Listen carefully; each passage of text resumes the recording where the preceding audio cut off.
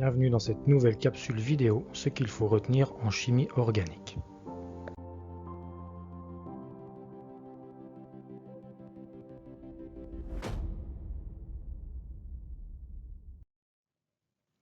Alors la notion de stéréochimie, on l'a déjà vu ensemble, elle est en relation avec l'arrangement spatial de groupes d'atomes sur une région particulière de la molécule. Et cette stéréochimie, elle va être décrite par ce qu'on appelle des stéréodescripteurs, qui sont une sorte de nomenclature permettant de décrire la stéréochimie d'une molécule.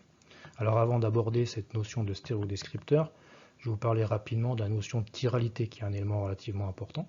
La chiralité étant définie comme l'absence d'éléments de symétrie au sein d'une molécule par exemple, c'est-à-dire pas de plan, pas d'axe ou pas de centre de symétrie.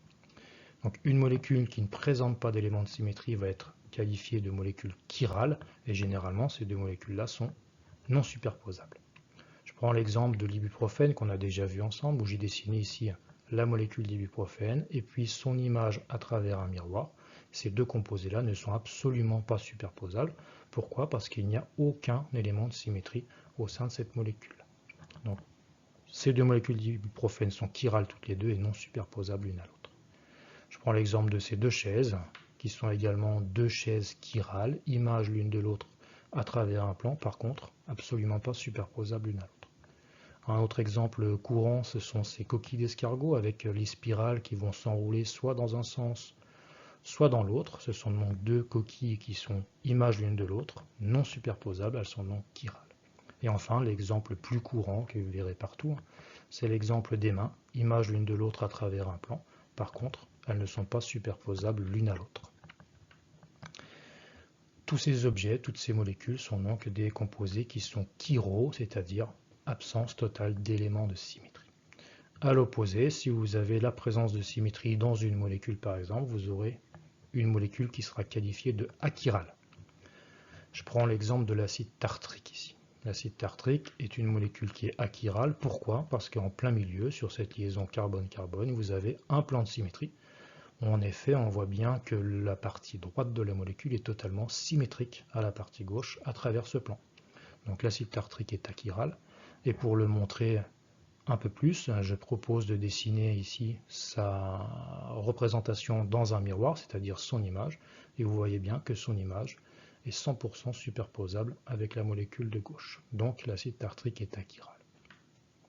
Ces deux chaises, contrairement aux deux qu'on a vues tout à l'heure, sont totalement symétriques. Vous avez un plan de symétrie ici vertical et on voit que si je fais l'image, eh bien son image est totalement superposable également. Donc ces chaises-là sont également qualifiées de achirales. Ce qui fait que pour résumer, sur une molécule, si on prend cet exemple-là, si les composés sont superposables, c'est-à-dire que vous avez affaire à des molécules chirales qui présentent un élément de symétrie, un plan, un centre ou un axe. Maintenant, si je reviens à ma notion de stéréodescripteur, on va s'arrêter dans cette petite capsule vidéo uniquement au cas du carbone. Le carbone tétraédrique, c'est lui qui nous intéresse, c'est-à-dire le carbone avec 4 liaisons. Et avec ce carbone tétraédrique, on va en identifier un particulier, c'est ce qu'on appelle le carbone stéréogène, avec une autre nomenclature qui est le carbone asymétrique. Quelle est sa définition en carbone stéréogène? Dans un premier temps, pour l'identifier, on va l'identifier par une astérisque que j'ai identifiée ici sur ce carbone au centre de l'ibuprofène. Et la définition du carbone stéréogène, c'est qu'il doit posséder 4 substituants différents. C'est bien le cas ici pour l'ibuprofène. Un groupement méthyle ici, un hydrogène à l'arrière du plan, une fonction acide carboxylique à l'avant du plan. Et sur la droite, vous avez ici ce groupement carboné. Donc j'ai bien relié sur ce carbone stéréogène 4 substituants différents. Il est donc qualifié de stéréogène. Et ce qui est important de savoir sur ce carbone stéréogène, c'est que la permutation de deux substituants, par exemple, je passe le COH à l'arrière et je mets l'hydrogène à l'avant, cette permutation va permettre de générer deux stéréoisomères, deux configurations différentes qui vont dans ce cas-là être les deux énantiomères. Très bien, alors maintenant tu sais comment identifier un carbone stéréogène, c'est-à-dire, comme sur les deux exemples ici, un carbone central porteur de 4 substituants différents, ils sont donc stéréogènes tous les deux. Et tu sais également que permuter deux substituants, ici H et CH3, te permet d'obtenir deux stéréoisomères différents qui vont être ici, dans notre cas, deux énantiomères.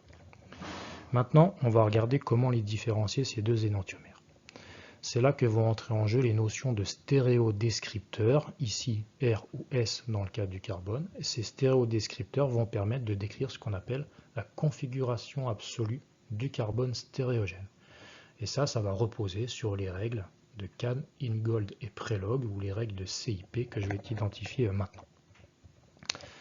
La première règle, elle te dit de classer les atomes directement liés au carbone stéréogène par numéro atomique décroissant. Donc on va prendre la molécule de gauche, les atomes qui sont directement liés au carbone stéréogène, oxygène, azote, hydrogène, carbone, et je regarde dans la classification périodique leur numéro atomique qui va me permettre de leur donner un ordre de priorité de 1 à 4. Le numéro 1 étant l'oxygène, numéro atomique 8, 7 pour l'azote, il devient numéro 2, 6 pour le carbone, il devient numéro 3, et l'hydrogène, c'est généralement toujours le dernier, numéro atomique 1. Donc là, j'ai déjà fait la première règle, j'ai classé par ordre de priorité en suivant le numéro atomique décroissant des atomes directement liés au carbone. La deuxième règle, elle te dit de tourner la molécule de manière à ce que le substituant de plus petite importance, c'est-à-dire le numéro 4, se retrouve à l'arrière du plan. Ici, dans notre représentation de crâne, aucun problème, l'hydrogène est déjà à l'arrière du plan. Donc il n'y a rien à faire par rapport à ça. Et ensuite, les règles, elles te disent de regarder dans quel sens tu vas tourner pour faire la séquence 1, 2, vers 3. Si tu tournes dans le sens horaire, tu auras une configuration absolue grand R du carbone stéréogène. Et si jamais tu tournes dans le sens anti-horaire, tu auras une configuration S du carbone stéréogène. Donc dans notre exemple à nous, je regarde la séquence 1, 2, 3, donc 1 vers 2, vers 3, je tourne dans le sens des aiguilles d'une montre, j'ai donc une configuration grand R pour ce carbone stéréogène. Maintenant, si je regarde son voisin, son énantiomère que j'ai dessiné au-dessus, l'ordre de priorité des atomes directement liés au carbone stéréogène n'a absolument pas changé, puisque j'ai rien changé au niveau des atomes, j'ai juste permuté deux substituants. Donc l'ordre de priorité ne change pas. Par contre, cette fois-ci, le numéro 4 se situe à l'avant du plan. Or, dans la règle numéro 2, les règles de CIP, elles me disent de m'arranger pour que l'hydrogène soit à l'arrière du plan. Donc, différentes façons de faire. Soit tu tournes la molécule de manière à avoir l'hydrogène à l'arrière, soit tu passes toi-même à l'arrière de la molécule pour choisir le bon point de vue de manière à ce que la liaison CH pointe vers l'arrière du plan. Donc ça, ce sont des solutions qui peuvent parfois poser problème. Donc, je te donne la solution la plus favorable, c'est celle-ci. Si le numéro 4 il est à l'avant du plan, eh bien tu ne fais plus le sens de lecture 1, 2, 3 comme précisé dans cette règle-là, mais tu fais le sens de lecture indirect, 3, 2, 1. Donc dans notre cas ici, numéro 4 à l'avant du plan, je fais le sens de lecture 3 vers 2 vers 1. Ici je tourne dans le sens inverse des aiguilles d'une montre, j'ai donc un carbone stéréogène, configuration grand S. Et je vois bien que ce composé-là est différent de celui-ci parce que la configuration absolue est différente. Un carbone R, son image, c'est un carbone S. Ces deux composés-là sont donc bien deux stéréoisomères de configuration, et plus particulièrement des énantiomères. Donc à retenir, hein, l'image d'un carbone R, c'est un carbone S, et bien entendu inversement.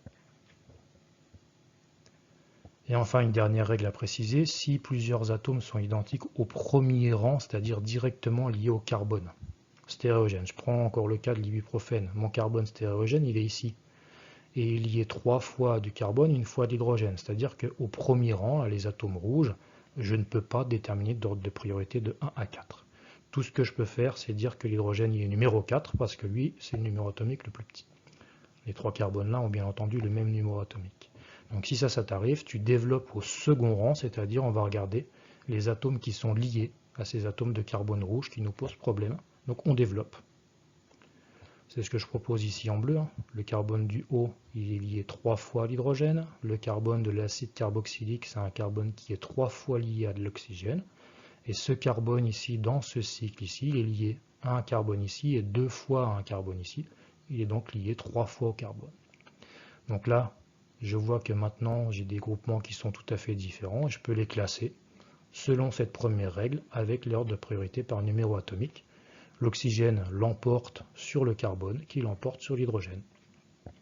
Et ensuite, je respecte cette séquence ici. Donc là, je vois que le H, il est à l'avant du plan. Donc je vais utiliser la règle numéro 4, c'est-à-dire je vais faire le sens de lecture inverse. 3, 2, vers 1. Et dans ce cas-là, on a donc 3, 2 vers 1 carbone de configuration absolue ici au centre, configuration absolue grand S.